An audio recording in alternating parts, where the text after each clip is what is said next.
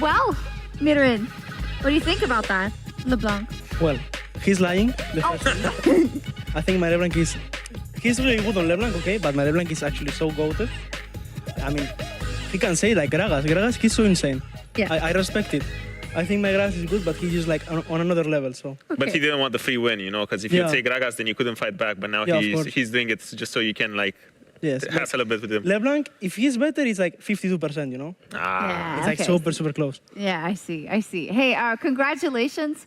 Insane stuff, especially the end of the last game. You want to walk me kind of through being behind for most of it, I guess also having the feeling that you were, but then knowing that you have a lot of scaling on your side and that the opportunity was there, and like what flipped the switch, knowing that you could win this game? I mean, we always knew that we could win the game, of course. Yeah, of course. But I mean, it was kind of scary because we were like really not getting our windows, playing on our strengths, as I mentioned on other interviews. And I think in the end we could make it. It was maybe a bit late, no? A little bit, maybe. But at least we had a really good skating draft. And we traded Nasher, but they didn't get Soul. I think if they get Soul and Nasher, it's GG. Yeah. Like, there's not much we can do. But at least we survived. And then on the last fight, we pulled the trigger. We played really strong fight, and they also misplayed, so I think we have a replay of the final, and we can look at it here, if you can see it. Yeah, I mean, a bit of a stressful fight. Okay, picking your moments. I mean, I think this fight was really good because it looks like you guys are just picking your moments very well to... Azir is kind of getting free damage and then they're just overextending into you guys, because what I thought was really interesting for this game was that you guys kind of went away from what you guys been doing for the first 4 games, where you kind of have this sort of, you know, the emotion is quite cool though, where you guys kind of have this one flanker in the team comp, and I felt like for game 5 you guys opted for this sort of front to back where you are, you know, the traditional frontliner. Maybe Vi can have some angle to re-engage or find the flank, but you guys are just all frontlining for Azir. And it was really nice to see that even though you guys were quite behind this game, it felt like you didn't really have a lot of agency. You guys found a lot of really nice windows to trade the map. I think trading the map was something that you guys did exceptional for this whole series. I think in game 3 or 4, Fresco, we found the crazy pick with Gragas, you know, like when Jay's super far away from the Nasher. And I think it was something that impressed me a lot, this game, especially this game 5, was that you guys kind of threw that all out the window and went for something that you guys don't really play so much or execute so well on, and you guys managed to clutch it in a game 5. Yeah, I mean, like, it's true. Usually, I think we work better with our flanks, you know. I think Fresco, we popped really off, like, these games. We got insane windows. And we're also really come from front to back. I mean, we don't really show it many games, but Casante is, like, really comfort for me. Yeah. Broken champ also, so it's fine, you know.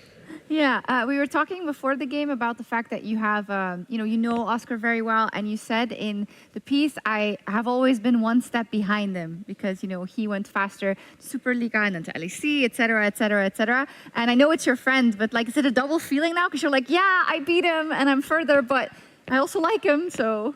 I mean, like, for me, it's fine, you know. I want to win. Like, yeah, I love him a lot, but it's competition, you know? So in the end, one has to survive. Exactly. One has to survive, indeed. I think it's so cool from the Mad Lions Koi overall. We've had you on the couch a few times, and I think every time it's like, yeah, they can win again. Yeah, they can win again. Are you still feeling as much underestimated by the community as you were in the beginning? I know not Spanish community, of course, they believe in you, but like generally, or do you generally not even pay attention to that? I mean, I don't pay attention. I know for sure people now believe in us way more than the start. Like people in the start didn't even want, like, they thought we couldn't make top 8, and we showed like we are a good team actually. So a great team, yeah. Yeah, because for me, what is interesting, I want to get your thoughts on it, because you guys came into this year with a lot of doubts, you know, because the previous Mad Lions roster was full of so many liked players, veterans, you know, popular, everyone, and you guys are, you know, a bunch of rookies. How did you guys manage your confidence level? Well, like internally, how did you guys kind of bring yourselves up to believe that you can make it so deep? Because your regular season hasn't really been the most stellar. You guys were kind of like, you know, middle of the pack with everyone else, but that was kind of the whole of LEC. But I feel like ever since you guys hit playoffs, maybe with patch change, maybe that changed something, but ever since you guys made playoffs, you guys started ramping up really hard. So how has confidence, or how did you guys tackle all of that confidence leading up into it? I mean, I think like even in regular season games, like we didn't show our best performance, but we are always really confident in our skill, like our talent. So I think that's the main reason, like how we get our confidence. So would you say that it's more of a group thing where you guys are kind of full believing into each other, hyping each other up and bringing up everyone instead of having like, someone that is, doing that for you guys in that sense? I mean, I think we all do it, like even from the staff, from us, it's like we're a family, Yeah, would you say that it was because you guys kind of have the same sort of unity or the same group that's been going through ERL? I don't know your guys' history before, but I just know that you guys made EU Masters finals and everything. So you guys... Oh. Sad. Yeah, but yeah, would you guys say this is because the group has been going on through a lot before you guys made it in LEC, so you guys feel like, there's a higher sense of unity because you guys made it together? Yeah, I would say so, because even though I wasn't with them in Movistar Riders, we were in the same league, and I will talk with them even like these last 2 to 3 years.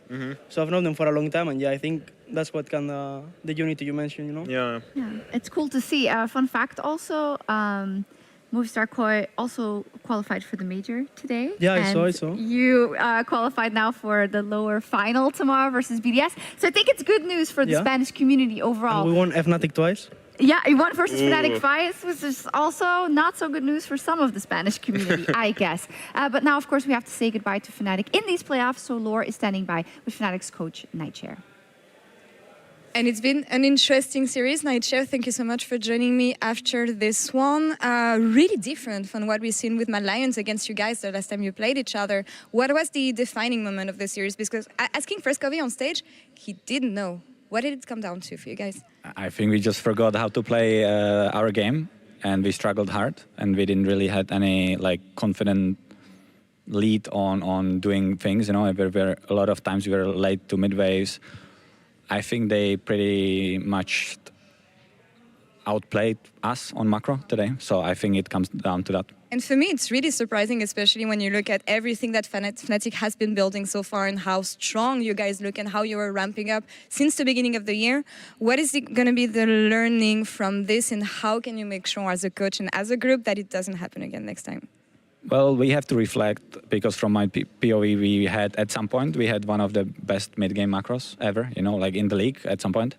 And then we kind of lost this, and we have to go back, look at it in retrospective and see what happened, that we kind of dropped the ball, and start fixing that and just working on that, basically, yeah. Taking a step back and comparing Fnatic to the situations you guys were in a year back, 5 roster changes throughout the year, waiting for Worlds basically to find yourselves as a team, I feel like you're on the good way here in 2024, and the team looks solid already as it is.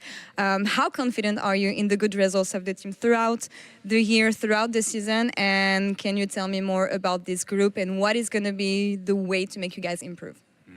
So I'm happy that we kept 4 players, right? Yeah. Almost the whole roster, and it's always nice to keep the players.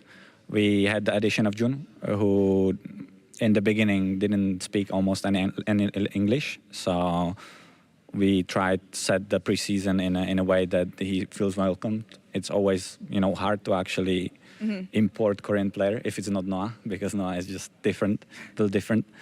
But I think overall we have 5 players that we like to work with. We have a really good group, and it's just about us kind of overcoming any difficulties on the way. And I think this is just the first difficulty that we have, and we see how it goes.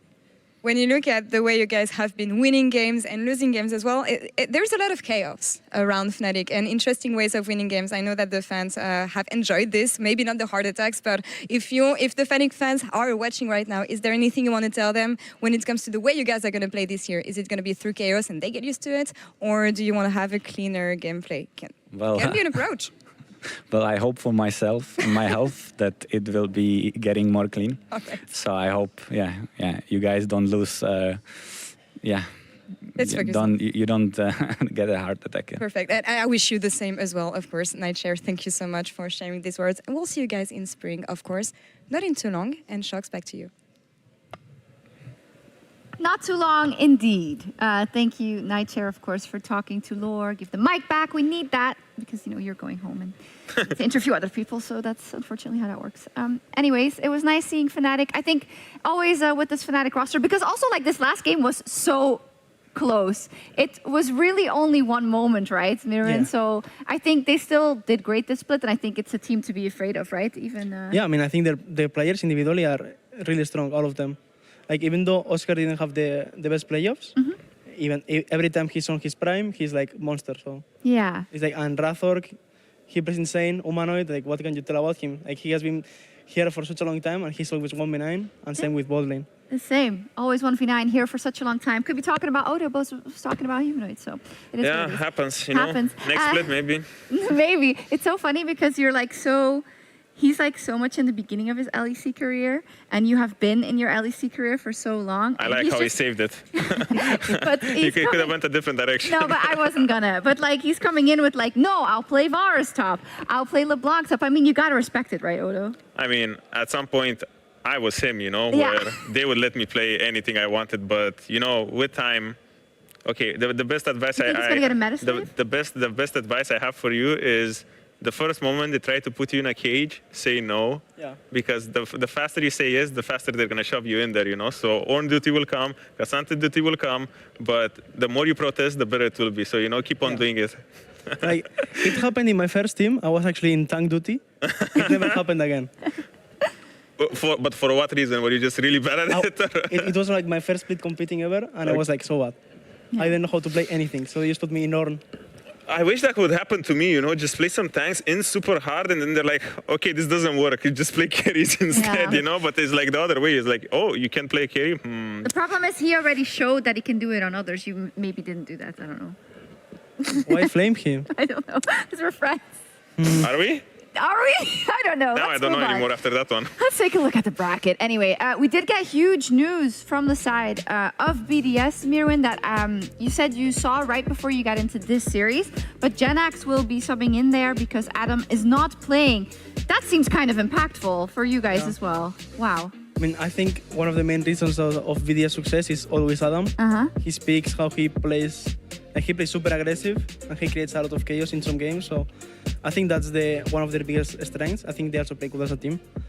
So yeah. Sorry. No, you can go. Yeah, I was quite excited.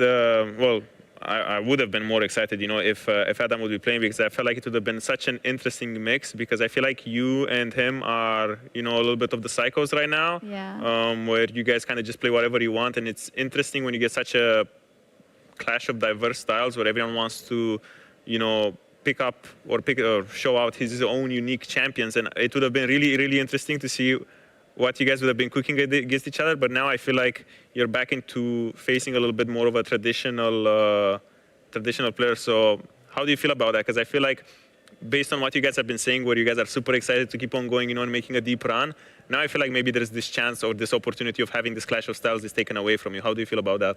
I mean, I really wanted to play into Adam because our regular season game I lost, so I wanted to take revenge. But yeah, I also want to see what we can draft. Like, it's always fun to play into people that have like so many picks and see what is going to cook. Like for both teams. Yeah.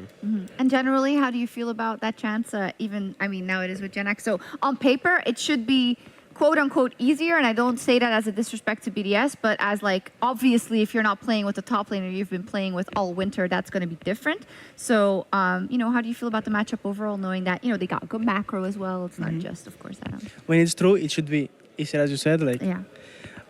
because it's a new guy, they're not used to playing with him. But anyway, like, I think we just have to respect them.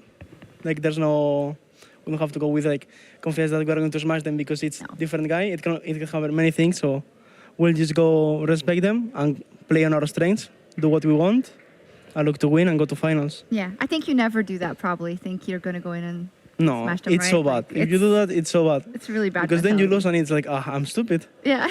I mean, that's kind of what happened to me last year with Oscar with his broken hand. You were like, oh no way, this is going to be hard. I was like, okay, it's not a different player, it's the same player, but if he has like an injury or like a hand injury, I'm like, it's gonna be easier, guys, a little bit because his hand hurts, you know, when you play, And smashed you. and then game one he gets a pentakill, and I'm like, oh come on, guys, like seriously, So what not you're like this. saying is Genex is going to get a pentakill tomorrow.